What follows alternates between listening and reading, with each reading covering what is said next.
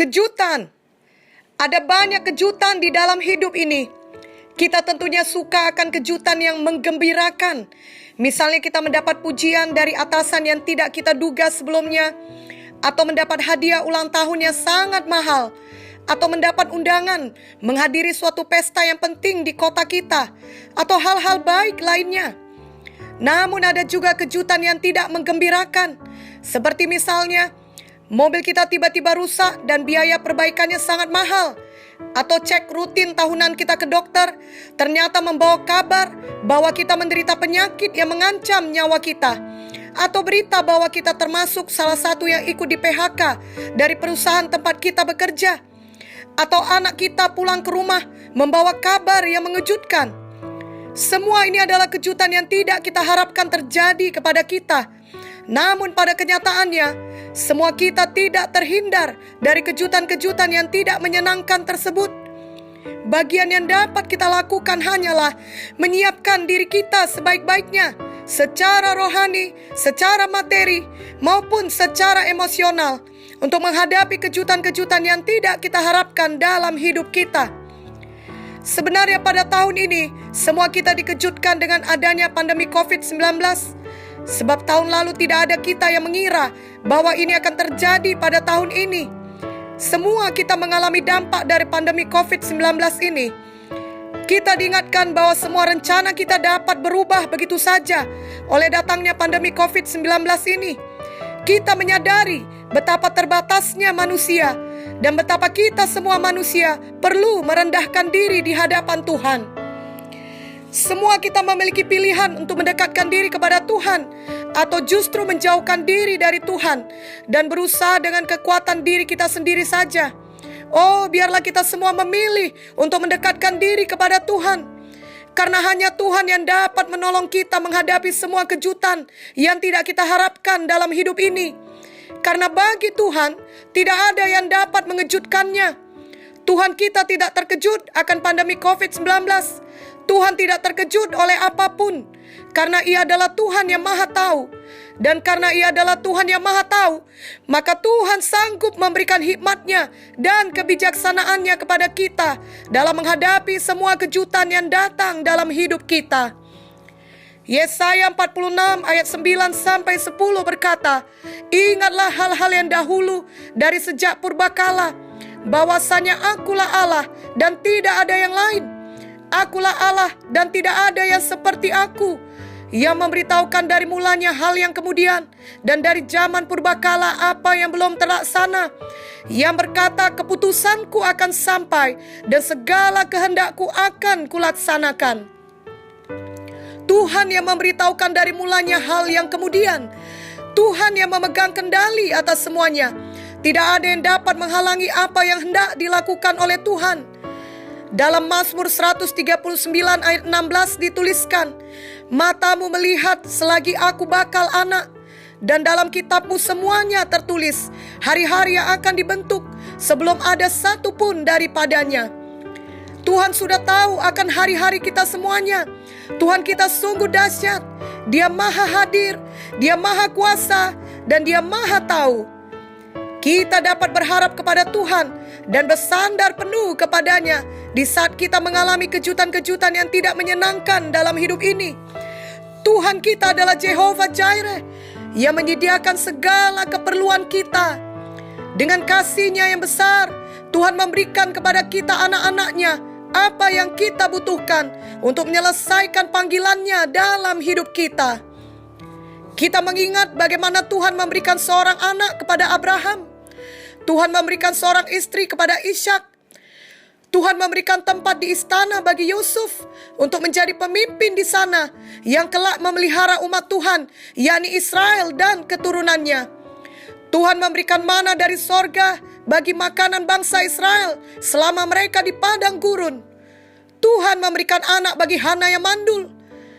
Tuhan memberikan gua bagi Daud saat dia perlu bersembunyi dari Saul yang mengejarnya. Tuhan memberikan hikmat bagi Salomo. Tuhan memberikan minyak yang terus mengalir kepada janda yang tertulis dalam 2 Raja-Raja 4. Tuhan memberikan daging yang dibawa oleh gagak bagi Elia. Tuhan memberikan kemampuan untuk mengartikan mimpi bagi Daniel. Tuhan mengirim malaikat untuk mengeluarkan Petrus dari penjara.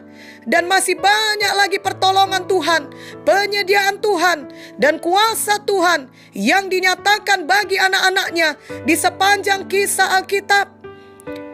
Tuhan Yesus tidak berubah. Ia tidak dapat dikejutkan oleh hal seburuk apapun.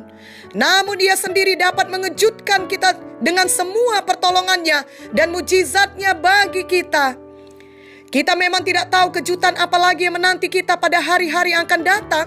Namun kita tahu bahwa Tuhan Yesus mengasihi kita. Tuhan Yesus adalah Jehovah Jireh bagi kita. Tuhan Yesus adalah penolong kita. Dan Ia adalah Alfa dan Omega. Ia adalah yang awal dan yang akhir. Tuhan Yesus selalu berjalan di depan kita. Itu sebabnya jika datang kejutan yang tidak menyenangkan, kita dapat berdoa dan mohon pertolongan Tuhan atas kita. Dan itu bisa kita lakukan saat kita benar-benar hidup takut akan Tuhan. Ini berarti kita suka akan firman Tuhan dan suka melakukan firman Tuhan. Dengan kata lain, hidup kita berakar di dalam Tuhan. Kolose 2 ayat 7 berkata, hendaklah kamu berakar di dalam Dia dan dibangun di atas Dia. Hendaklah kamu bertambah teguh dalam iman yang telah diajarkan kepadamu, dan hendaklah hatimu melimpah dengan syukur. Saat kita berakar dalam Tuhan, kejutan buruk tidak membuat kita menjadi sangat tertekan lalu menyerah. Dan sebaliknya, kejutan baik juga tidak membuat kita menjadi sombong dan lupa diri. Benarlah bahwa kejutan buruk ataupun baik dapat mempengaruhi emosi kita, di mana kita akan merasa sedih atau bingung saat ada kejutan buruk, atau sebaliknya kita sangat senang saat ada kejutan baik. Namun bila kita berakar dalam Tuhan, kita akan ingat untuk tidak sedih berlebihan atau senang berlebihan sampai melupakan Tuhan. Justru kita ingat untuk selalu kembali kepada Tuhan, memohon pertolongan Tuhan, ataupun memberi semua kemuliaan kepada Tuhan. Mari kita baca ayat firman Tuhan dari Mazmur 112 ayat 1-10. Ia menunjukkan bagaimana Tuhan memelihara orang yang berakar di dalam Dia, yakni orang yang takut akan Tuhan, orang yang suka akan firman-Nya. Haleluya, berbahagialah orang yang takut akan Tuhan, yang sangat suka kepada segala perintah-Nya. Anak cucunya akan perkasa di bumi, angkatan orang benar akan diberkati. Harta dan kekayaan ada dalam rumahnya, kebajikannya tetap untuk selamanya. Di dalam gelap terbit terang bagi orang benar, pengasih dan penyayang orang yang adil. Mujur orang yang menaruh belas kasihan dan yang memberi pinjaman. Ia melakukan urusannya dengan sewajarnya, sebab ia takkan goyah untuk selama-lamanya. Orang benar itu akan diingat selama-lamanya. Ia tidak takut kepada kabar celaka. Hatinya tetap penuh kepercayaan kepada Tuhan. Hatinya teguh, ia tidak takut, sehingga ia memandang rendah para lawannya. Ia membagi-bagikan, ia memberikan kepada orang miskin.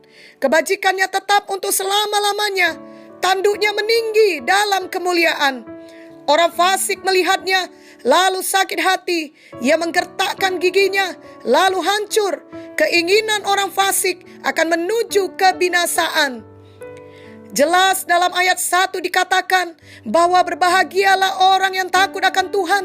Marilah kita menjadi orang yang takut akan Tuhan. Amsal 8 ayat 13 berkata, takut akan Tuhan ialah membenci kejahatan. Aku benci kepada kesombongan, kecongkakan, tingkah laku yang jahat, dan mulut penuh tipu muslihat. Banyak orang berpikir bahwa hidup takut akan Tuhan adalah hidup yang menderita, karena tidak boleh berbuat dosa ini dan itu. Itu adalah tipu daya setan. Justru hidup di dalam dosa dan kejahatan adalah hidup yang menderita. Dan hidup takut akan Tuhan adalah hidup yang berbahagia.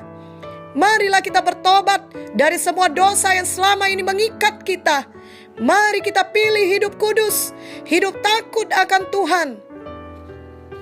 Dari ayat-ayat Mazmur 112 di atas, kita tahu bahwa bagi orang yang takut akan Tuhan, bukan hanya dia yang berbahagia, namun keturunannya juga perkasa dan diberkati. Ia diberkati dalam hal materi atau kekayaan. Dan ketika datang kejutan yang tidak menyenangkan, yakni ketika datang gelap, maka akan terbit terang baginya. Ada jalan keluar baginya. Tuhan membuka jalan saat tiada jalan. Itu sangat luar biasa. Namun kita harus ingat bahwa orang yang takut akan Tuhan berarti ia juga adalah orang yang adil, orang yang mengasihi, orang yang menaruh belas kasihan. Lalu Tuhan yang memberi kemujuran atau keberuntungan kepadanya. Itu bukan sesuatu yang bisa diusahakan manusia, tetapi Tuhan yang memberikannya. Tuhan juga menjanjikan bahwa ia tidak akan goyah, melainkan akan diingat selama-lamanya. Itu mengatakan bahwa walaupun ia sudah meninggalkan dunia ini, pengaruhnya yang baik kepada keturunan atau generasi berikutnya tetap ada dan tetap bertahan. Marilah kita bertumbuh menjadi orang yang adil, yang mengasihi, dan selalu menaruh belas kasihan. Dalam ayat 7 jelas dikatakan bahwa ketika datang kejutan yang tidak menyenangkan, yakni ketika datang kabar celaka, ia tidak perlu takut. Hatinya tetap penuh kepercayaan kepada Tuhan. Ia hidup dengan iman tiap-tiap hari. Itu sebabnya hatinya teguh dan ia memandang rendah para lawannya. Ia tidak membandingkan dirinya dengan kejutan yang datang tersebut, tapi ia membandingkan Tuhan yang di pihaknya dengan kejutan itu. Dan tidak ada kejutan manapun, kabar celaka apapun yang dapat mengatasi kuasa Tuhan. Tuhan jauh lebih dahsyat dari semuanya itu. Itu sebabnya orang yang takut akan Tuhan akan tetap dapat memberkati orang lain. Walau sudah mengalami kejutan yang buruk, ia tetap menang. Bahkan dalam ayat 9 dikatakan, ia memberikan kepada orang miskin, kebajikannya tetap untuk selamanya, dan tanduknya meninggi dalam kemuliaan. Sungguh luar biasa. Seharusnya kejutan buruk yang datang kepadanya akan menghancurkannya, namun justru kejutan buruk itu membawa kemuliaan baginya. Benarlah firman Tuhan dalam Roma 8 ayat 28 yang mengatakan bahwa Tuhan turut bekerja dalam segala sesuatu untuk mendatangkan kebaikan bagi mereka yang mengasihi Dia, yaitu bagi mereka yang terpanggil sesuai dengan rencana Allah. Pada ayat selanjutnya kita diingatkan bahwa ketika itu terjadi, yakni orang-orang di sekitarnya menyaksikan bagaimana Tuhan menolong dan memelihara orang benar, seharusnya mereka bertobat. Namun yang terjadi justru sebaliknya. Mereka tetap iri hati, mereka mengeraskan hati dan tidak mau bertobat. Mazmur 112 ayat 10 berkata, orang fasik melihatnya lalu sakit hati, ia menggertakkan giginya lalu hancur. Keinginan orang fasik akan menuju kebinasaan. Janganlah ada di antara kita memilih menjadi seperti orang fasik. Mereka memiliki akhir yang menyedihkan. Tuhan Yesus sudah mati menebus semua dosa kita dan menyediakan kepada kita satu hidup yang berkemenangan di dalam Dia. Marilah kita memilih untuk percaya kepada Tuhan Yesus dan mau hidup takut akan Tuhan. Marilah kita memilih hidup sebagai orang benar. Mazmur 112 ayat 1 di atas mengatakan, berbahagialah orang yang takut akan Tuhan, yang sangat suka kepada segala perintahnya. Firman Tuhan adalah ya dan amin. Marilah kita takut akan Tuhan dan marilah kita sangat suka kepada segala perintah Tuhan. Maka walaupun datang kejutan-kejutan dalam hidup ini, kita dapat tetap beriman. Kita tidak takut. Kita aman dalam pemeliharaan Tuhan. Kita menghadapi semua kejutan tersebut bersama Tuhan Yesus. Janganlah ada kita yang menjadi lemah atau berhenti di tengah jalan dalam mengikut Tuhan. Oleh karena adanya kejutan-kejutan yang tidak menyenangkan terjadi dalam hidup kita. Tuhan Yesus menyertai kita selalu dalam hal itu. Dan yang terpenting, ingatlah juga bahwa satu hari kelak, Tuhan Yesus akan datang kembali menjemput kita anak-anaknya. Kita berketetapan hati untuk tetap setia hidup sebagai orang yang takut akan Tuhan. Amsal 14 ayat 26 sampai 27 berkata, dalam takut akan Tuhan ada ketentraman yang besar, bahkan ada perlindungan bagi anak-anaknya. Takut akan Tuhan adalah sumber kehidupan sehingga orang terhindar dari jerat maut. Amin dan amin.